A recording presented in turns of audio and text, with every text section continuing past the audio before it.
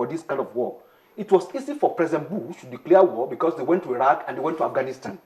Now we are dealing with this thing domestically at this point in time. Now, FBI since 1909, they have been dealing with issue of terrorism. The first approach they always use is diplomatic, or they call it political. And that's the reason you cannot even rule out negotiation or dialogue out of this issue. Like I said earlier, how most of these terrorists end, because when you are dealing with the religious motivated terrorism, they are the most difficult people to deal with. Whether they are hiding under religious, or whether they are hiding under left wing or whatsoever. So, but they are hiding under religion at this point in time, and they are the most very, very difficult to negotiate and to deal with. So, at this point in time, you have to use all the 5 options available, starting from diplomatic tools, intelligence, which of course we have to enhance our intelligence capability. How come they've entered Abuja 3 times and nobody get that intelligence? How much are you spending on intelligence? How much all the money we spend on camera? How come it's not working? How come nobody knows? In the last 2 years, we have been dealing with this outcome. Then law enforcement. Today, we've taken everything. We focus so much on military without even empowering police. Because people don't know that police are not really empowered to even tackle this issue. And it's a domestic issue, which of course they should even be the one leading with SSS.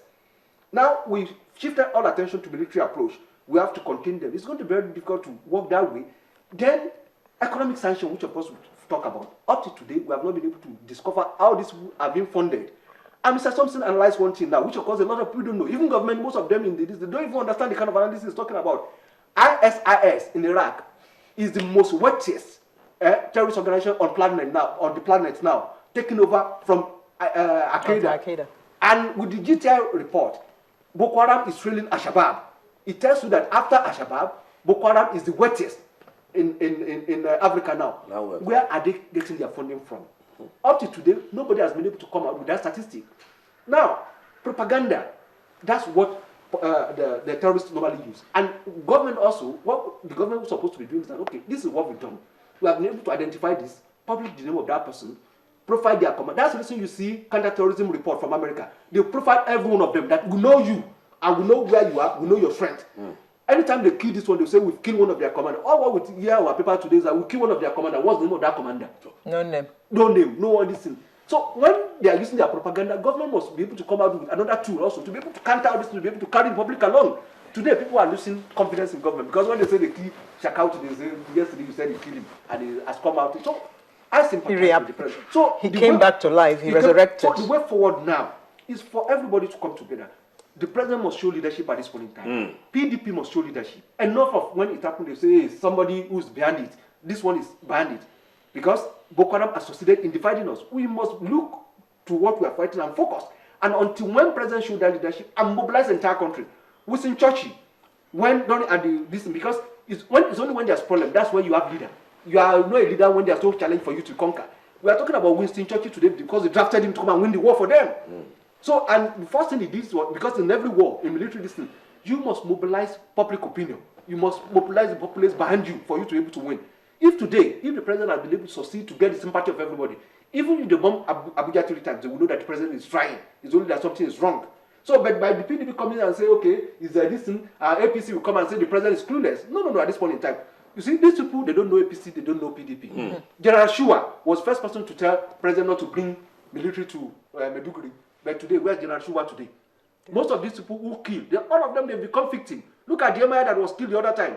So at this point in time, everybody must. And then let me add this one before I conclude. We are not preparing. Terrorists, the advantage they have is that they determine where to fight, when to fight, and the time to fight. So now they are moving to the east now. In the southwest, we are not preparing. Other part of it, we are not preparing. We focus all our attention. Where we are looking at Yobe and this thing, they were coming to Abuja.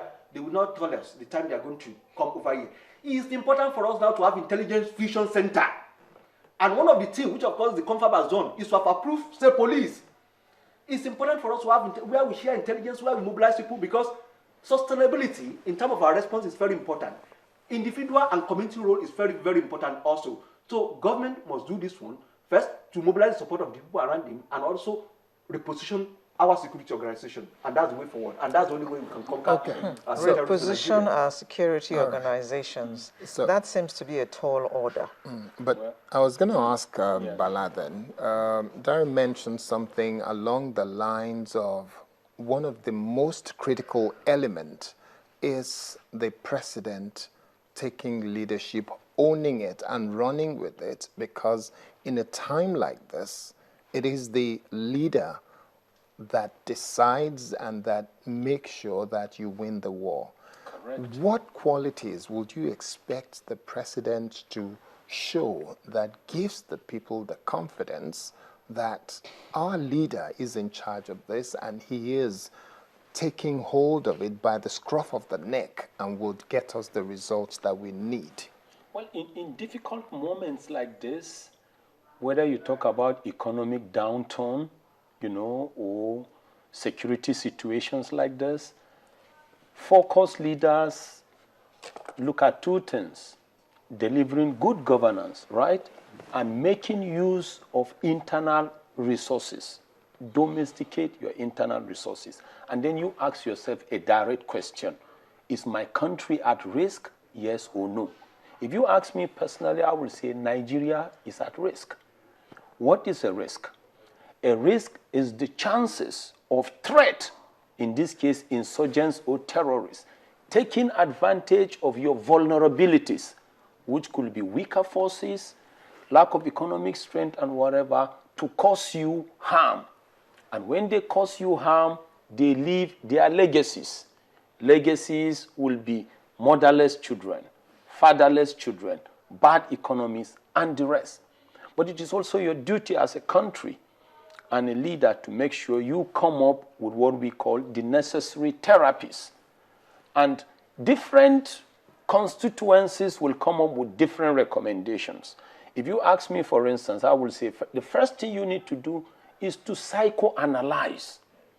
Try and ask yourself questions on how the criminal or this terrorist thinks, right? Psychoanalyze, right? Psycho-orient, and do what then? Psycho-cleanse. Because when you talk about terrorists or insurgents, they are not disgruntled elements, right? Disgruntled elements have something they want to bring to the table to settle with you. You bargain, and they will want the bargain to be integrative. In other words, you win, they win. But you are dealing with disloyal people. Disloyal people have no respect for legally constituted authority. They don't recognize laws. And that is why this analysis must come. Psychoanalyze. Why does this person think like that, especially terrorists? Then you must orient and you cleanse. And you need to also ask yourself, what approach is this person using to face me as a disloyal person, knowing the meaning of disloyalty, right? Because he has no respect for you. He has no respect for the legal system, military system. He does not feel he has a problem that needs to be solved. He feels you shouldn't be there. And based on that, they use what we call a chameleonic approach. Chameleonic approach simply means I can wear the same toga and look like you until I strike. You will never know that I'm not with you.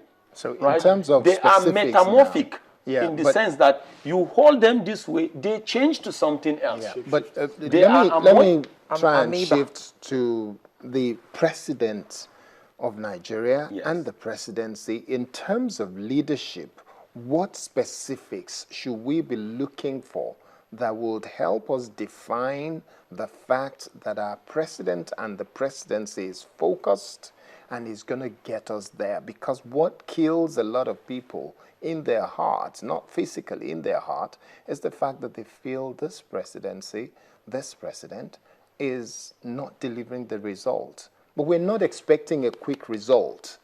So what is it? What quality will show the leadership we require? All the president needs is to hope and pray for supportive lieutenants.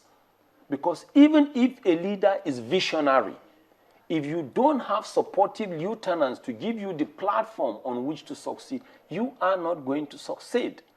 So that will define the leadership? Yes, your vision as a leader is one thing.